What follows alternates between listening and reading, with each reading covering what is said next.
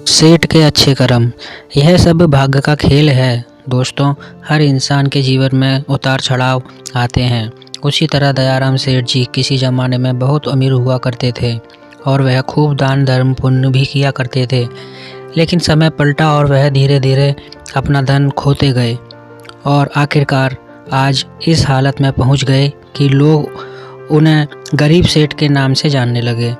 लेकिन वह कहते हैं ना कि अच्छे कर्मों का फल देर सवेर ही मिल ही जाता है।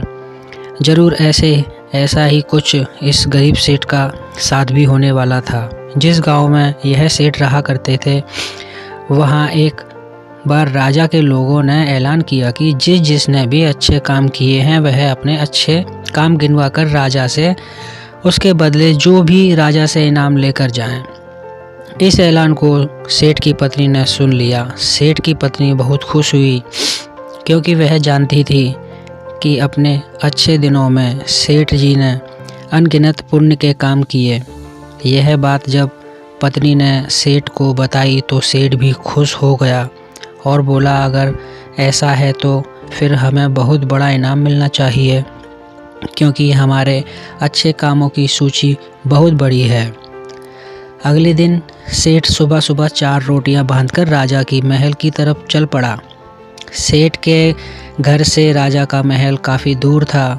सफ़र लंबा था। आधे रास्ते में पहुंचने के बाद सेठ काफ़ी थक गया।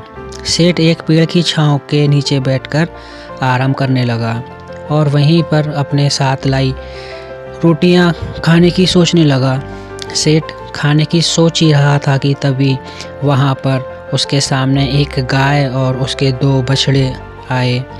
सेठ के हाथों में रोटियां देखकर गाय और उसके बछड़े उसके सामने ही आकर खड़े हो गए और उनके हाव भाव से सेठ ने समझ लिया कि वह भूखी है और सेठ से खाना मांग रही है।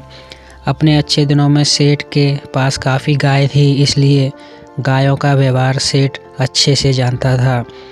सेठ की परिस्थिति भले ही अभी अच्छी नहीं थी, लेकिन सेठ का स्वभाव बिल्कुल भी नहीं बदला था। वह पहले से ही परोपकारी था, इसलिए उसको गाय पर दया आ गई और उसके साथ अपने बांध कर लाई रोटियों में से 2 रोटियां को खिला दी। कुछ ही क्षणों में 2 रोटियां खाने के बाद गाय फिर से सेठ की तरफ देखने लगी तो सेठ के मन में विचार आया कि यह गाय ज़्यादा भूखी लगती है। बेचारी को 2 बच्चों को दूध भी पिलाना होता है। इन 2 रोटियों से उसका क्या होगा। सेठ ने उसके पास बची बाकी की 2 रोटियां भी गाय को खिला दी। पास वाले तालाब में सिर्फ पानी पीकर सेठ अपने सफ़र में आगे बढ़ गया। राजा के दरबार में जब सेठ पहुंचा तो राजा ने पूरे दरबार के सामने सेठ से उसका नाम पूछा और अपने अच्छे कर्मों के बारे में बताने के लिए कहा। सेठ ने राजा को प्रणाम किया और अपने कर्मों के बारे में बताना शुरू किया।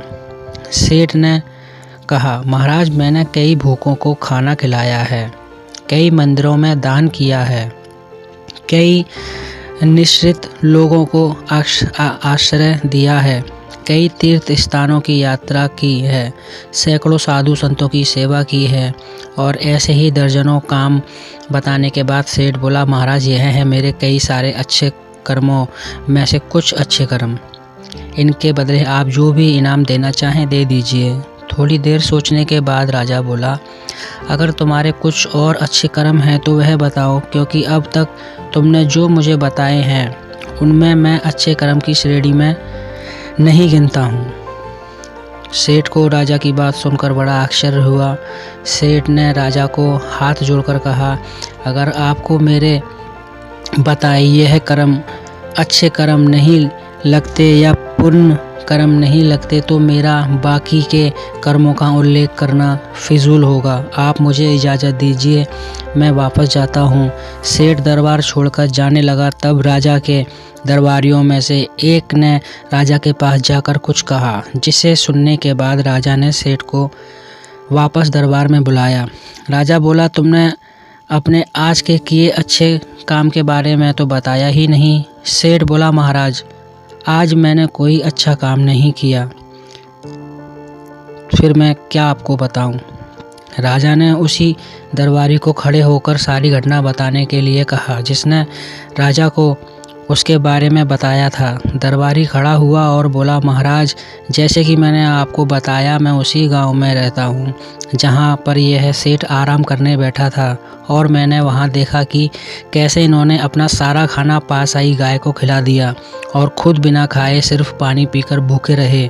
सेठ को पता चला कि राजा किस बारे में बात कर रहा था, तो सेठ ने राजा से कहा, किसी जानवर को खाना खिलाना कौन सा पुण्य का काम है, और इस बात को मैंने कब का भुला दिया था। राजा ने सेठ से कहा, मेरे महान गुरुजी बताइए अनुसार कि पुण्यों का कर्म मानता हूँ जिन्हें करते समय सच से निस्वार्थ भाव से किया जाए, उसी के लिए जिसको उसकी ज़रूरत हो, और सबसे बड़ी बात उस काम को करने के बाद भुला दिया जाए।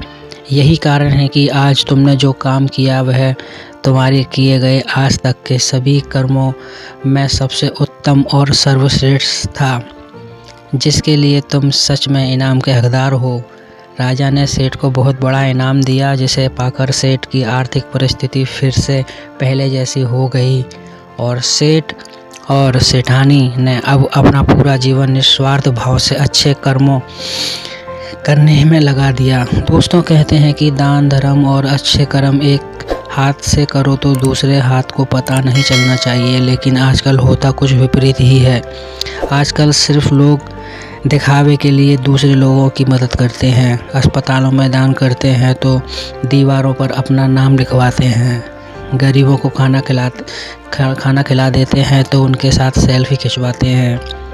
अब आप ही बताइए, क्या ऐसे कर्मों को अच्छे काम कह सकते हैं? पूरी कहानी पढ़ने के लिए धन्यवाद। आशा करता हूँ कि आज की कहानी आप लोगों को कुछ अच्छा सिखाने को मिला होगा। आप अपने दोस्तों, परिवार और रिश्तेदारों को यह कहानियाँ सुनाएं और शेयर करें, ताकि उन्हें भी अच्छे कर्मों के बारे में